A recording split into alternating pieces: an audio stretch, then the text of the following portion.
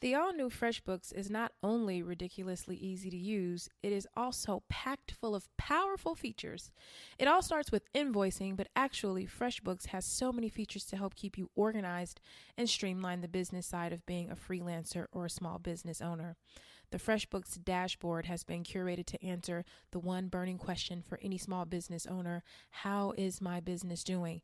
No more guessing games on what's owed, what's overdue, or whether or not you're in the red. If you have any questions whatsoever, the FreshBooks award-winning customer service team is amazingly helpful, super friendly, with zero attitude. Plus, a real live person usually answers in 3 rings or less. Create and send professional looking invoices in less than 30 seconds, guys. Set up online payments with just a couple of clicks and get paid up to 4 days faster. See when your client has seen your invoice and put an end to the guessing games. FreshBooks is offering a free 30-day unrestricted trial to my listeners. To claim it, just go to freshbooks.com/mytaughtyou and enter My Taught You in the How Did You Hear About Us section. Hey guys, this is Myleek. This is the My Taught You podcast. Today is September 28th, 2017. I think we all can collectively say, where does the time go?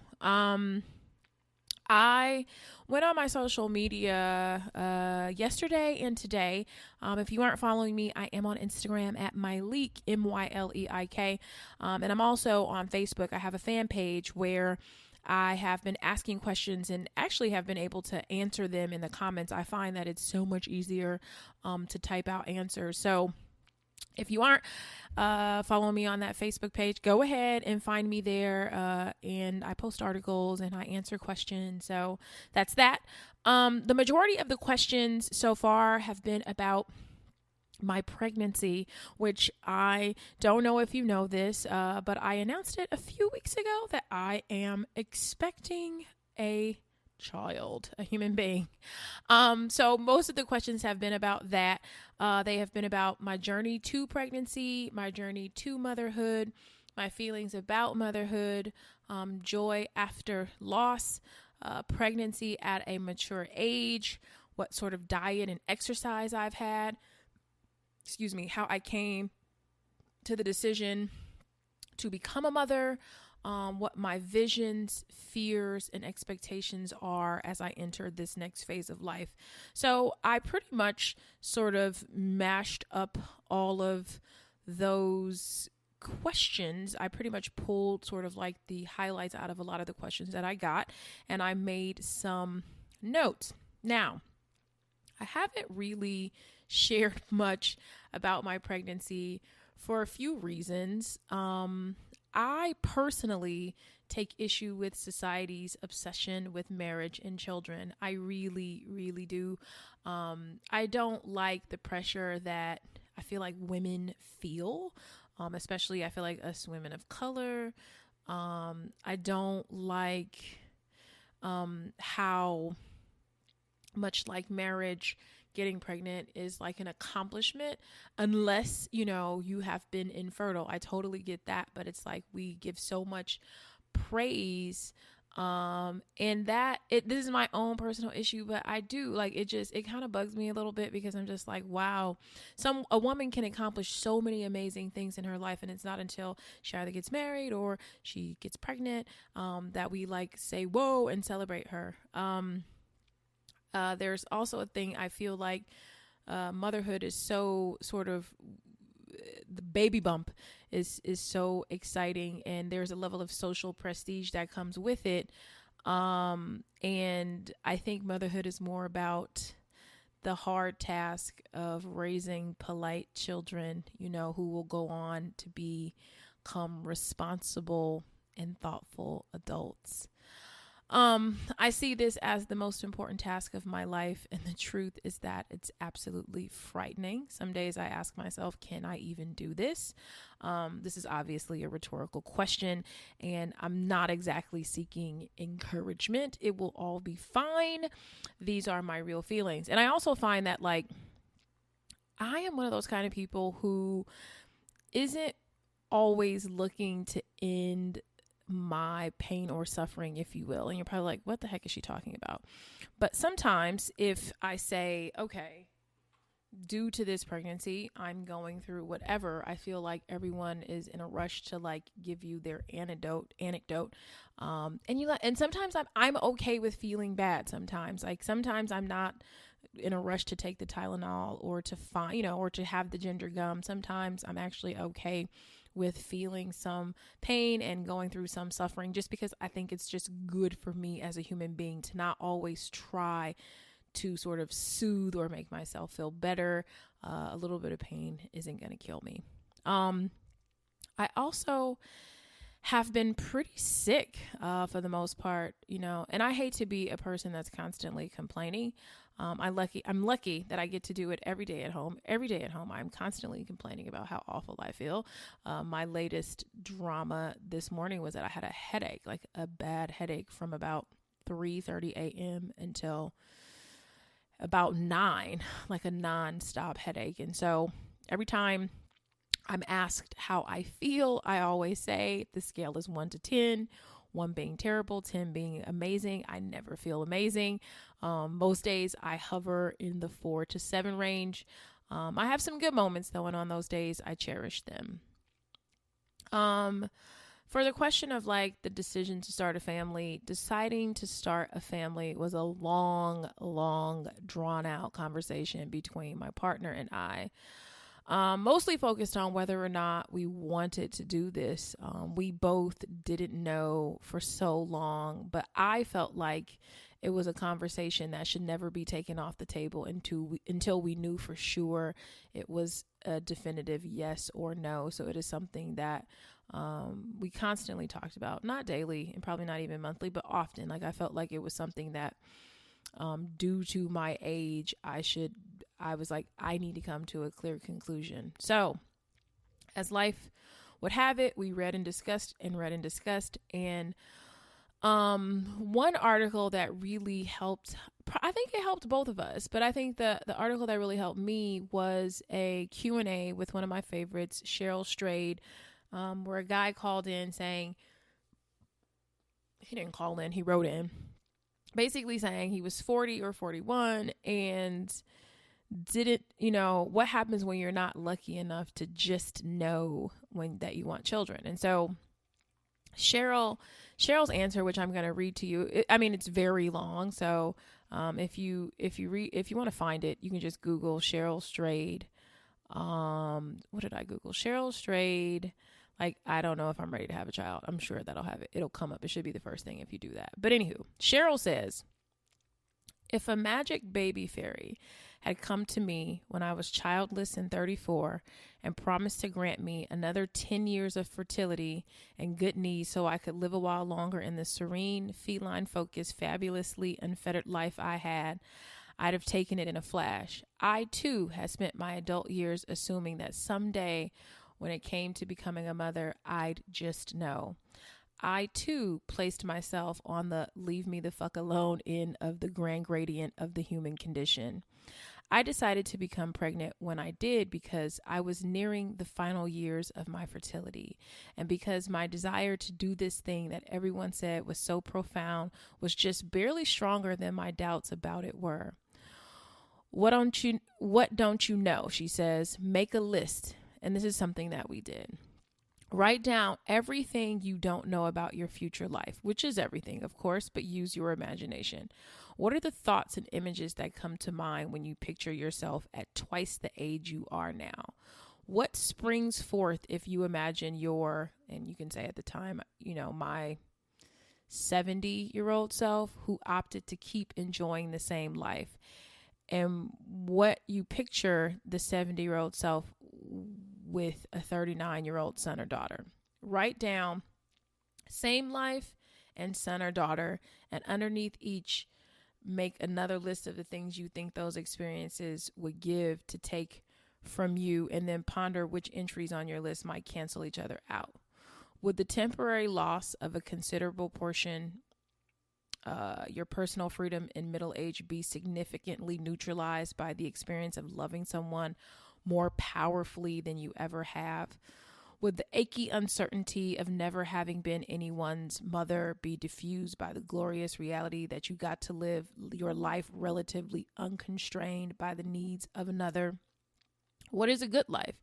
Write good life and list everything that you associate with a good life, then rank them in order of importance.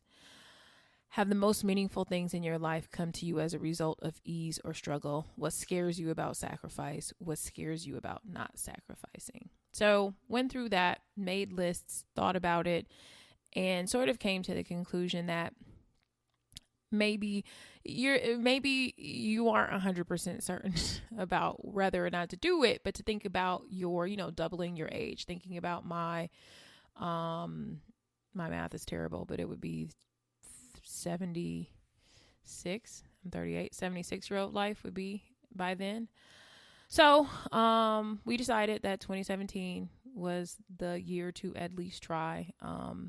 I didn't really think that I would be able to, because I don't know if I've told this story here, but back when I was 35, I attempted to freeze my eggs, which was like a whole drama-cidal episode. It was like I went to the doctor. I got the AMH levels tested. They said that basically they were so low they barely existed. Had a long consultation with the doctor. She said, that I could try it anyway. So I pay the $12,000, $6,000 to basically is what the doctor's office sort of holds, in the event, like a deposit, and then another $6,000 for the medication that I will never see again. The long and short of it is that it didn't work. And I remember the doctor when, because you start the shots and then you go in and the doctors, they check your, I guess they do like an ultrasound to see like how the eggs are doing. And I remember the doctor coming in and telling me kind of with this like sad, I'm so sorry face, like, this isn't going to work out. And I just looked at her and I was like, you know what, honey, it's fine. I'm actually leaving for Paris in about a week and a half. So like, I'm good. And it really was just like, I can't get too consumed and too caught up in this, but it did sort of like, I guess, grate me for a while that, in my mind, I thought that I had done everything right, waited until I actually was mature enough to be a parent, waited until I could afford to be a parent. And it's like, now that I can do these things, I have apparently missed my window. And that railed me for a long time. So my partner knew this. I had told him the entire story. He had a full understanding, but he is, believe it or not, far more optimistic than I am.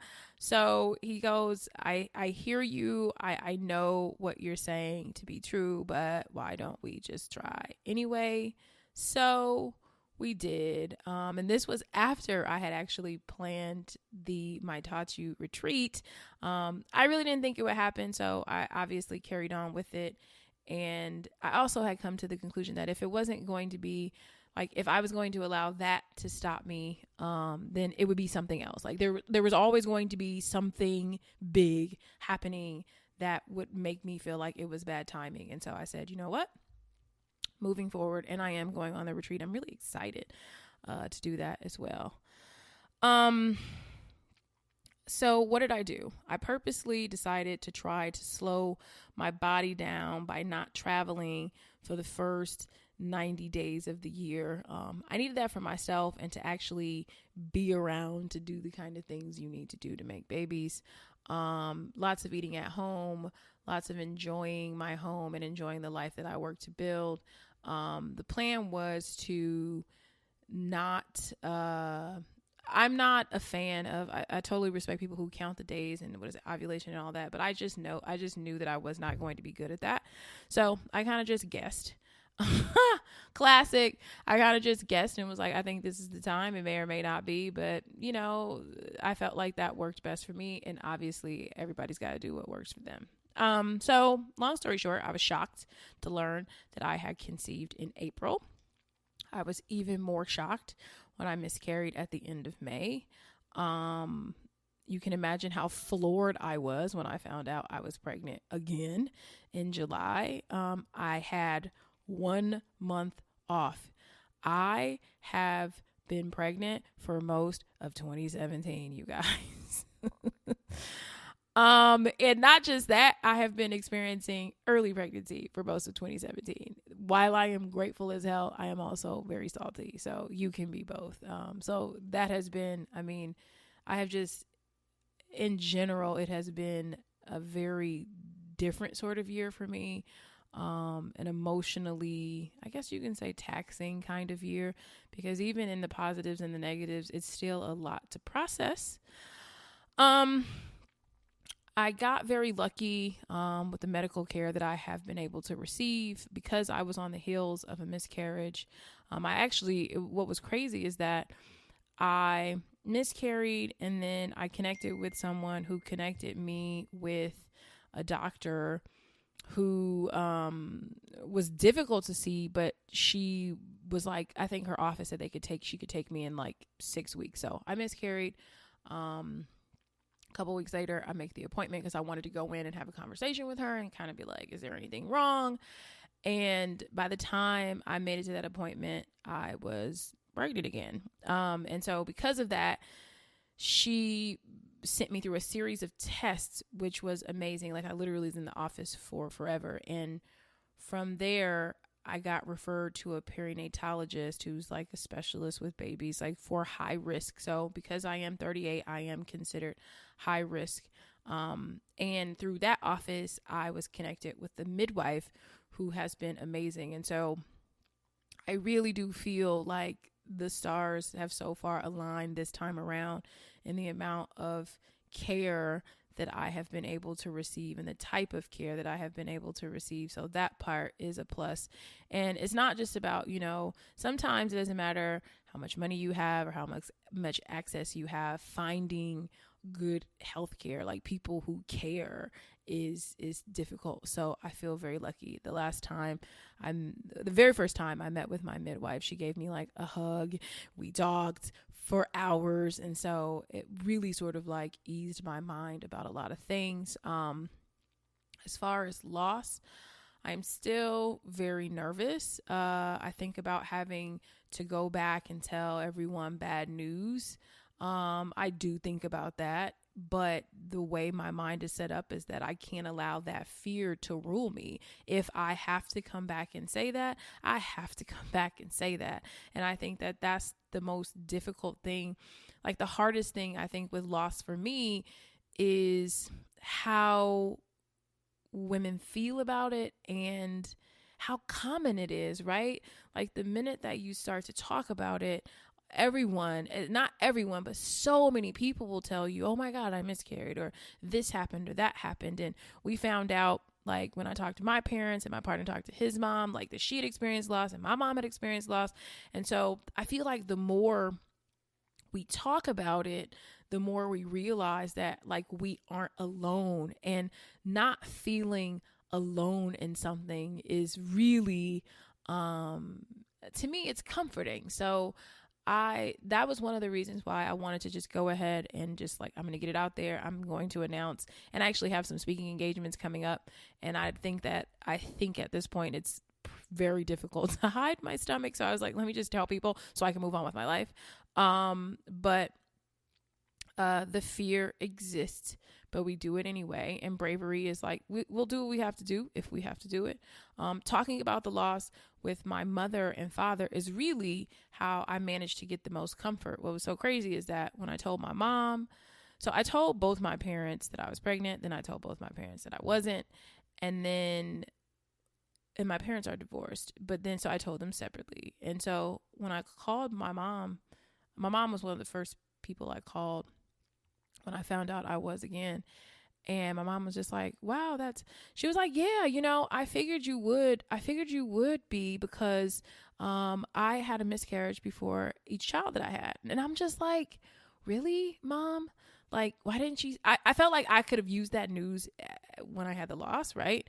And then what was so crazy is that when I told my dad was like, oh yeah, like, I figured you would be, because your mom miscarried before, you and your brother. And I just was like, wow, okay. So I guess the knowing the family history has helped me, right? So if you know that, like, knowing that my mom experienced this before each child kind of like made me feel like maybe this is just genetic thing for me, maybe just sort of what happens. And I've got to admit, I have not been as worried. I was really worried the first time, which was crazy. Like I really was. And so I really haven't been as worried this time. Like I do have those moments of doubt that creep in, and I'm pretty sure people who have experienced loss, you start to have that feeling like, am I still pregnant? You know that feeling, right? And you're like Googling to all be damned. So I've been trying to stay off the internet, stay off the message boards, and just kind of go with the flow. As far as my diet, I really didn't eat very healthy the first few months. I felt like I had a hangover every single day. I finally was able to get back to eating healthy foods about 3 weeks ago, and that has been awesome. I started back at the gym about 2 weeks ago. For the most part, I just really wasn't up for it. And I also was nervous about working out in the beginning. And so I said, once I get over whatever that safe mark is when I'll go back. And exercise I've been keeping my heart rate in the 140 range, 140, 150. So I'm doing like really light workout, but I'm still sore because I'm working on my butt and my thighs because that's really important to me. So I'm doing, sort of like, getting on my knees and doing like heel kicks to the sky and doing like dog legs. And I'm using some kettlebells and I'm doing some overhead presses and I'm walking on the treadmill and I'm doing the elliptical. So I'm doing a lot of things and I feel better on the days that I exercise. So I really like that. So I have, I was going to share some things from my journal, my personal journal that I wrote about this journey, just to intimately share with you guys.